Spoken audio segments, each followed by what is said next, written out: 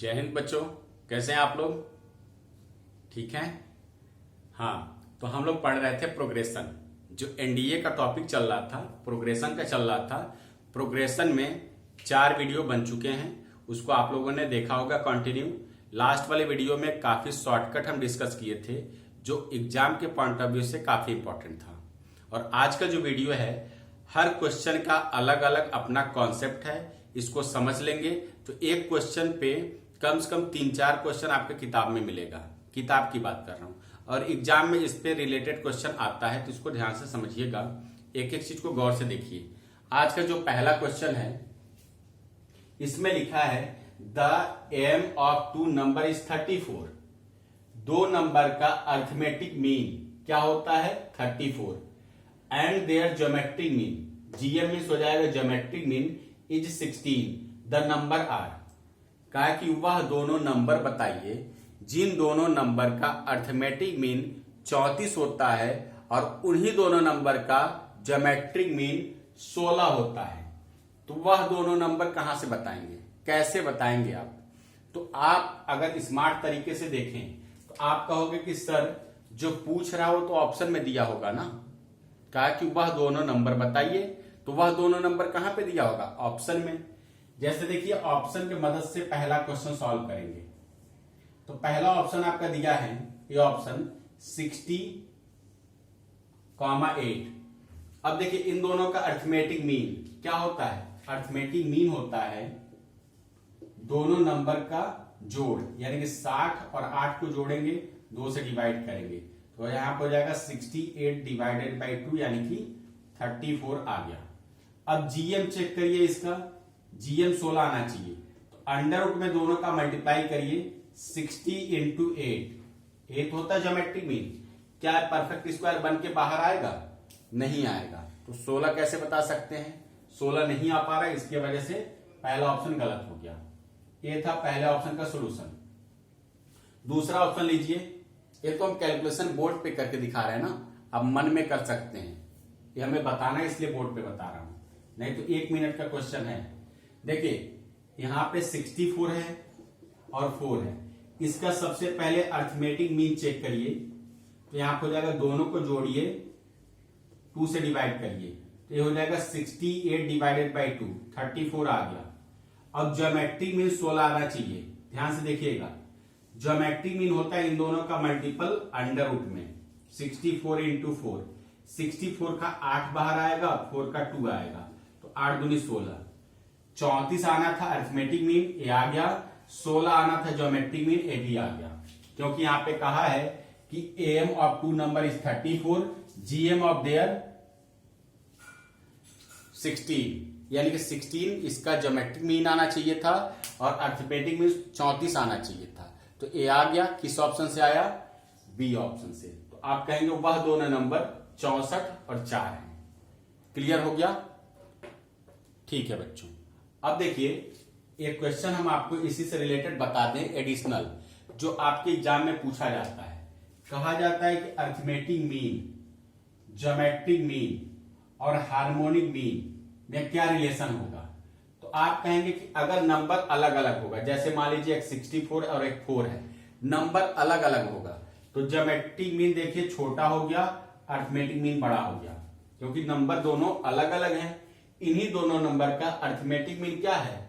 बड़ा है, 34 है ना, और ज्योमेट्रिक मीन 16 है। तो आप कहेंगे कि जब नंबर अलग अलग हो तो अर्थमेटिक मीन हमेशा बड़ा होगा ज्योमेट्रिक मीन से, और इसी से सीक्वेंस में याद करिए कि ज्योमेट्रिक मीन बड़ा होगा हार्मोनिक मीन से। सीक्वेंस को याद करिएगा, एक ऑर्डर में याद करिए कि अर्थमेटिक मीन, ज्योमेट्रिक मीन और हार्मोनिक मीन का क्या रिलेशन होता है। तो आप कहेंगे कि जब नंबर अलग अलग होगा तब अर्थमेटिक मीन सबसे बड़ा, उसके बाद ज्योमेट्रिक मीन आएगा और सबसे छोटा हार्मोनिक मीन होगा। अगर नंबर सेम होगा तो तीनों बराबर हो जाएंगे। जैसे नंबर सेम का मतलब दोनों जगह पे 64 लिखा है, तो harmonic mean, arithmetic mean, geometric mean सब बराबर हो जाएंगे। तो ये आपको क्लियर हो गया होगा। इसको भी नोट कर लीजिएगा, कभी कभी एग्जाम में सीक्वेंस डायरेक्ट पूछ लेता है, किसी 2 का रिलेशन पूछ सकता है या तीनों का पूछ सकता है। ठीक है, तो अब आइए अगले क्वेश्चन में। अगला क्वेश्चन तब तक पढ़िए।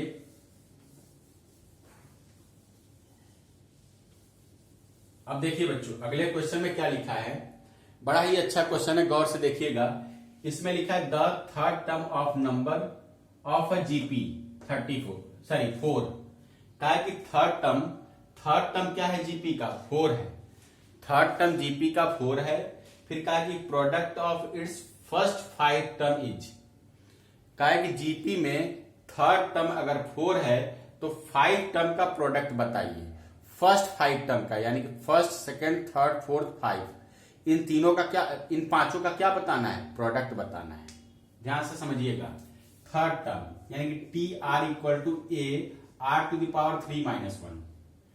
थर्ड टर्म आपका क्या दिया है बताइए, दिया है 4, और यहां पे हो जाएगा A are square. A R square की वैल्यू क्या पता चला, 4। अब देखिए बच्चों, इतना कैलकुलेट करने के बाद बस पहले लाइन का कॉन्सेप्ट अभी क्लियर हुआ।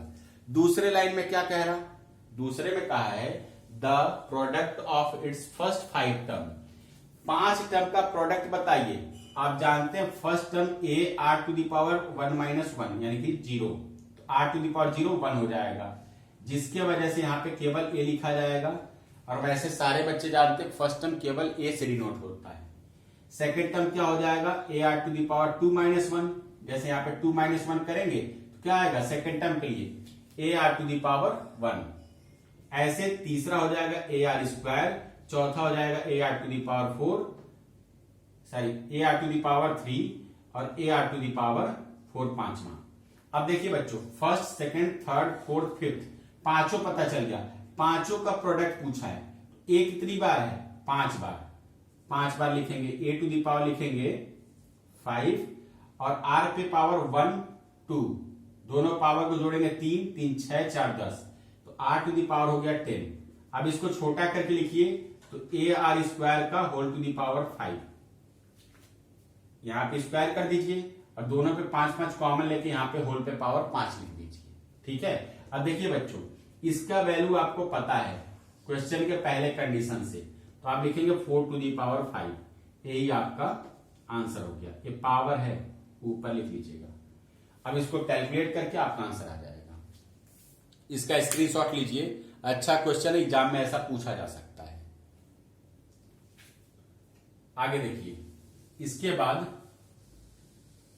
अगला क्वेश्चन देखिए, तीसरा क्या है। तीसरे को पहले पढ़ लीजिए। इस तरह के क्वेश्चन एग्जाम में पूछे जाते हैं और उससे रिलेट करके हम कॉन्सेप्ट आपका क्लियर कर देंगे। ध्यान से सुनिएगा। इसमें लिखा है the 4th, 7th, 10th term of a GP are in. पहली बात तो जब एग्जाम में क्वेश्चन आता है या किताब में आता है तो बहुत से बच्चे इस क्वेश्चन का मतलब ही नहीं समझ पाते हैं। समझ रहे हैं आप लोग? क्वेश्चन का मतलब क्या है इसको पहले समझिए। क्वेश्चन में कहा है कि 4th, 7th, 10th टर्म किसमें है, जीपी में है। तो एक एन की वैल्यू दिया है, एन की वैल्यू जीपी में है, तो उसका जो आंसर आएगा यानी कि जो टर्म आएगा वो किस में होगा।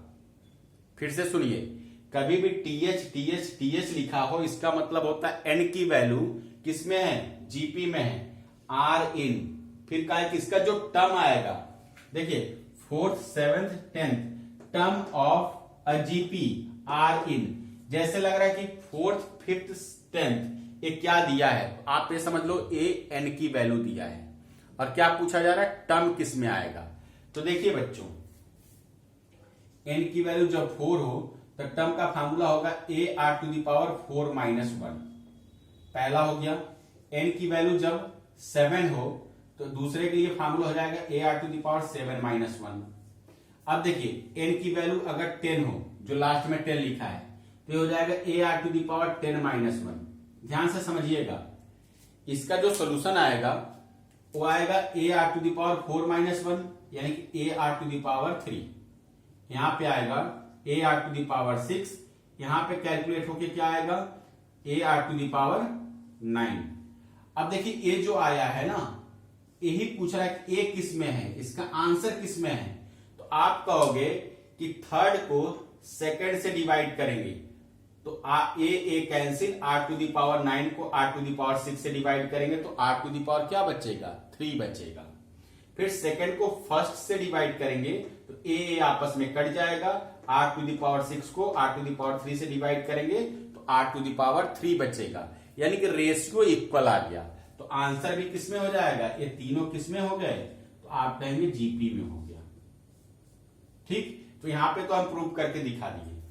अब एक बात आप लोग याद रखिएगा, जब कभी भी n की वैल्यू जिस फॉर्म में कहता है उसी फॉर्म में इसका आंसर आता है। कहने का मतलब क्या है समझिए, हम ये कहना चाहते हैं कि जो n की वैल्यू दिया हो, अगर वो बोले कि जीपी में है तो उसका आंसर बिना सोचे समझे आप जीपी टिक कर सकते हैं। अगर एपी में बोले तो उसका आंसर एपी में आता है, एचपी में बोले तो एचपी में आता है। ये प्रूव्ड है, चाहे तो आप चेक कर सकते हैं। ठीक है, वैसे आप इसको नोट कर लीजिए, अगर संदेह होगा तो इसको जरूर सॉल्व करिएगा, उसके बाद आंसर टिक करिएगा। ये आपको समझ में आ गया होगा। अब देखिए अगला क्वेश्चन। अगला क्वेश्चन काफी इंपॉर्टेंट है, सबसे अलग है और बहुत से लोग बड़े बड़े तरीके से सॉल्व करते हैं। देखिए बच्चों, बहुत से लोग बड़े बड़े तरीके से सॉल्व करते हैं, अलग अलग अपना कॉन्सेप्ट है, लेकिन मेरा कॉन्सेप्ट समझिए, अगर आपको अच्छा लगे तो जरूर सीखिएगा। ध्यान से सुनिए, लिखा है इसमें x = 1 + a² + 1 + a+a² ... इनफाइनाइट तक, कॉमा y दिया है 1 + b + b² ... इनफाइनाइट तक। फिर कहा है कि where mod of a less than 1 and mod of b less than 1, then question है आपका 1 + ab + a² b² .. इनफाइनाइट तक, और पूछा है कौन सा ऑप्शन सही है। ऑप्शन थोड़ा नीचे लिखा हूं, ध्यान से देख लीजिएगा। अब देखिए बच्चों, शांत दिमाग से सोचिए इस क्वेश्चन में कैसे करें। सबसे मेन चीज होता है कि क्वेश्चन में क्या स्ट्रेटजी होना चाहिए, कैसे इसको सॉल्व करें कि जल्दी हो जाए। तो कभी भी क्वेश्चन में हड़बड़ाना नहीं चाहिए, जल्दीबाजी मत करिए, शांत दिमाग से सोचिए आपका 15 सेकंड में क्वेश्चन कैसे सॉल्व हो सकता है। तो आप कहोगे कि कंडीशन सबसे पहले पकड़ा जाता है। हम कभी भी क्लास में बताते हैं तो कहते हैं कंडीशन को सबसे पहले पकड़िए क्वेश्चन का। कंडीशन में कहा है mod of a 1 से छोटा है, mod of b भी 1 से छोटा है। तो अब बताइए बच्चों कि मॉड में कौन सा ऐसा नंबर होगा जो 1 से छोटा होगा। तो आपका दिमाग जाता है कि नेगेटिव का नंबर 1 से छोटा हो सकता है, लेकिन कोई भी नेगेटिव नंबर अगर मॉड में रखें तो बाहर आएगा तो पॉजिटिव होगा, और कोई भी पॉजिटिव नंबर, कोई भी नेगेटिव नंबर जब बाहर आएगा तो पॉजिटिव होगा। तो सबसे छोटा आप 1 रखेंगे, उसको भी बाहर निकालेंगे तो प्लस का 1 हो जाएगा। क्या प्लस का 1 1 से छोटा होगा? नहीं होगा। अगर आप यहाँ पे माइनस का 2 रखते हैं तो भी बाहर निकालेंगे तो क्या हो जाएगा? प्लस का 2। क्या 2 1 से छोटा होगा? 2 1 से छोटा होगा? नहीं होगा। तो आपका दिमाग जाता है अब एक चीज पे, जीरो पे, कि मॉड के अंदर अगर जीरो रहेगा तो वही एक ऐसा नंबर है जो 1 से छोटा हो सकता है। कौन सा नंबर? जीरो। तो यहाँ पे कभी भी मॉड ऑफ ए या मॉड ऑफ बी 1 से छोटा बोले या x को 1 से छोटा बोले तो मॉड के अंदर 1 से छोटा कौन सा नंबर हो सकता है? तो आप कहेंगे जीरो ही हो सकता है और कोई नंबर नहीं हो सकता। चाहे तो सोच के देखिएगा, एग्जाम्पल लेके मैं बता दिया हूं। यहां पे देखिए ए के जगह पे आप जीरो रखेंगे और बी के जगह पे सेम ऐसे जीरो रखेंगे, तो ए बी आपका मिल गया जीरो। अब देखिए बच्चों, जैसे ए की वैल्यू जीरो यहां पे पुट करेंगे एक्स के इक्वल में, तो सारा ए क्या हो जाएगा? जीरो। एक्स की वैल्यू क्या बचा? 1 बचा। ध्यान से देखिए बोर्ड पे। दूसरा, बी के जगह पे जब जीरो पुट करेंगे तो आगे सब जीरो, बचा क्या? y = 1। अब x = 1, y = 1, इसका काम आपके ऑप्शन में पड़ेगा। ऑप्शन जब चेक करेंगे तो क्वेश्चन देखिए क्या है। क्वेश्चन में कहा था ए बी a² b², तो जहां पे ए बी दिखे आगे भी ए बी रिपीट होगा, इसलिए सब क्या हो जाएगा? जीरो। अब क्या पूछ रहा था? इसका वैल्यू पूछ रहा था ना, क्वेश्चन मार्क। तो वैल्यू क्या आया? क्या बचा? बस 1 बचा। हो गया क्वेश्चन सॉल्व। 1 आ गया आंसर। चेक करिए किस ऑप्शन से 1 आएगा। तो पहले में x की वैल्यू 1 रखिए और y की वैल्यू 1, तो यहां पर हो जाएगा 1/2, 2/1, 1/3। यहां पे 1 1 रखेंगे डी ऑप्शन में। ऑप्शन देखिए क्या लिखा है? x × y अपॉन में एक्स प्लस वाई माइनस 1 1 1 रखेंगे ऊपर तो हो जाएगा 1 और अपॉन में एक्स की जगह पे 1 वाई की जगह पे 1 और माइनस 1 दिया है तो माइनस 1 से 1 प्लस का 1 कैंसिल, नीचे बचेगा 1 और ऊपर 1 कट के क्या आया 1, तो डी ऑप्शन करेक्ट है। ये बहुत ही अच्छा क्वेश्चन था, आपका कॉन्सेप्ट क्लियर हो गया होगा। अगर आपको एक क्वेश्चन पसंद आया हो, समझ में आया हो, तो उन बच्चों को जरूर शेयर करिएगा जो बच्चे एनडीए या एयरफोर्स एक्स ग्रुप की तैयारी करते होंगे या तीसरा एग्जाम होगा नेवी AA की तैयारी करते होंगे, तो उनको ये वीडियो जरूर शेयर करें जिससे उनका भी फायदा हो सके। ठीक है बच्चों, तो आज के लिए प्रोग्रेशन में इतना मैं पढ़ाया हूं। अगर लगेगा कि कोई क्वेश्चन और प्रोग्रेशन में नए तरीके से पूछा जा सकता है तो उसको मैं बना दूंगा अगला वीडियो, नहीं तो अगले चैप्टर में आएंगे और क्रम से ऐसे पढ़ाते रहेंगे। आप लोग पढ़ते रहिए। अगर आप लोग मेरे चैनल पे नए हो तो जरूर उसको सब्सक्राइब कर लें जिससे कॉन्टिन्यूअस आपको वीडियो मिलता रहे। ठीक है, आज के लिए इतना। जय हिंद, जय भारत।